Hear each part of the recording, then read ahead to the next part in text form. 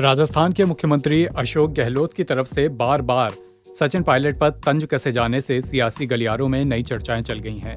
चाय की धड़ी से लेकर दफ्तरों और राजनीतिक पार्टियों के ऑफिस में यही चर्चा है कि अशोक गहलोत और सचिन पायलट के बीच चल क्या रहा है। ये चर्चाएं इसलिए चल रही हैं क्योंकि शांत सरोवर में गहलोत बार बार पत्थर फेंक रहे हैं।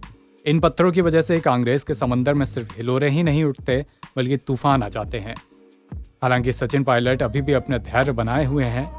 सीएम की ओर से नाकारा, निकम्मा, गद्दार कहे जाने के बाद भी पायलट सधी हुई भाषा में अपना पक्ष रख रहे हैं। इन सभी उलझनों के बीच ये भी महत्वपूर्ण है कि कांग्रेस हाईकमान ने अपनी पार्टी के यंग लीडर के नाराज होने पर उसे मनाकर शांत किया है और अशोक गहलोत को लेकर भी चुप्पी साध रखी है। दरअसल मुख्यमंत्री अशोक गहलोत की छवि गांधीवादी नेता के रूप में देखी जाती रही है, लेकिन पिछले कुछ महीनों में गहलोत जिस तरह से बयान दे रहे हैं उससे गहलोत की छवि पर भी प्रतिकूल असर पड़ा है। लोगों का कहना है कि एक गांधीवादी नेता को इस तरह के बयान नहीं देने चाहिए जो किसी के लिए तीर की तरह चुभते हों। पायलट को नीचा दिखाने के लिए गहलोत बार बार ऐसे बयान दे रहे हैं जो उन्होंने शायद आज से पहले कभी ही राजनीति में दिए हों। अपनी ही पार्टी का नेता जो कांग्रेस हाईकमान को पसंद हो, राज्य के साथ पूरे देश में लोकप्रिय हो और कई राज्यों के चुनाव में स्टार प्रचारक के रूप में काम करता हो, उसके लिए एक सीनियर नेता की ओर से नाकारा, निकम्मा और गद्दार कहे जाने वाले बयान भी आम लोगों के बीच पार्टी की छवि को लेकर नकारात्मक असर डालते हैं। मुख्यमंत्री अशोक गहलोत ने अपने ताजा इंटरव्यू में साफ कहा है कि सचिन पायलट ने पीसीसी चीफ रहते हुए बीजेपी के साथ मिलकर कांग्रेस की सरकार को गिराने का षड्यंत्र रचा था। गहलोत ने यह भी कहा कि उनके पास इसके पुख्ता सबूत हैं। अगर गहलोत के बयानों में सच्चाई है तो सबूत पार्टी आलाकमान को सौंपे जाने चाहिए ताकि सचिन पायलट के खिलाफ कार्रवाई हो, उन्हें पार्टी से बाहर किया जा सके। हालांकि अभी तक सचिन पायलट आज भी केंद्र की बीजेपी सरकार पर लगातार हमलावर बने रहते हैं। बीजेपी के खिलाफ उनके शब्दों की धार आज भी कम नहीं हुई है।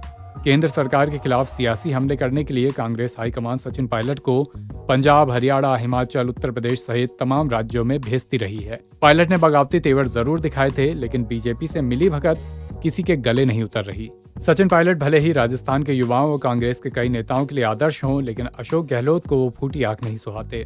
जुलाई 2020 में आए सियासी संकट के बाद आलाकमान की दखल के बाद सचिन पायलट को मनाया गया था। इसके बाद से अशोक गहलोत लगातार सचिन पायलट पर तंज कसते रहे हैं।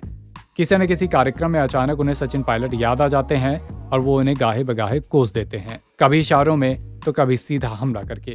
वहीं दूसरी तरफ पिछले कुछ समय में सचिन पायलट भी अशोक गहलोत पर तंज कसने का कोई मौका जाने नहीं देते। हाल ही में अशोक गहलोत ने प्रधानमंत्री नरेंद्र मोदी के साथ एक कार्यक्रम में मंच साझा किया था। इसके बाद सचिन पायलट ने तंज कसते हुए कहा था कि अशोक गहलोत से पहले भी एक नेता कांग्रेस के रहे हैं जिन्होंने प्रधानमंत्री मोदी की काफी तारीफ की थी, गुलाम नबी आजाद। आगे चलकर उन्होंने क्या किया ये हम सब ने देखा। इसलिए अशोक गहलोत जो भी कर रहे हैं, जो भी कह रहे हैं, उसे पार्टी आलाकमान को गंभीरता से लेना चाहिए। इसी के बाद अशोक गहलोत ने भी सचिन पायलट पर तंज कसा था।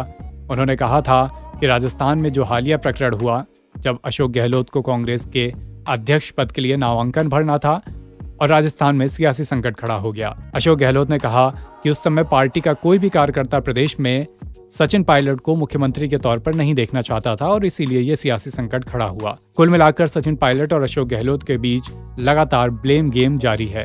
दोनों एक दूसरे पर कभी प्रत्यक्ष कभी अप्रत्यक्ष रूप से छींटाकशी करते रहते हैं, तंज कसते रहते हैं। पार्टी आलाकमान की ओर से स्थिति ये है कि गुजरात चुनाव तक चुप बैठिए। गुजरात चुनाव के बाद राजस्थान के इस पूरे सियासी संकट में दिल्ली से भी कोई दखल देखने को मिल सकता है। एनबीटी ऑनलाइन के लिए खुशेंद्र तिवारी की रिपोर्ट।